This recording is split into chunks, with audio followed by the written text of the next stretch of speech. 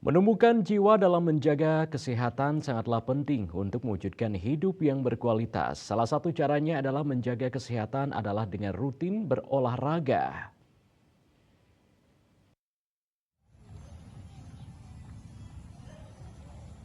Menjaga kesehatan fisik dan mental sangatlah penting guna mencapai kehidupan yang berkualitas.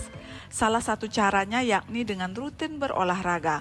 Olahraga tidak perlu mahal, kita bisa memanfaatkan waktu di pagi ataupun sore hari dengan jalan santai. Seperti yang terlihat di pusat pemerintahan Puspom Badung. Setiap harinya terutama pada sore hari, masyarakat rutin berolahraga, baik itu lari ataupun jalan kaki. Hal ini juga menunjukkan bahwa kesadaran masyarakat untuk berolahraga kian meningkat. Masyarakat yang datang ke areal Puspom Badung sangat beragam, mulai dari anak-anak, remaja, dan juga dewasa.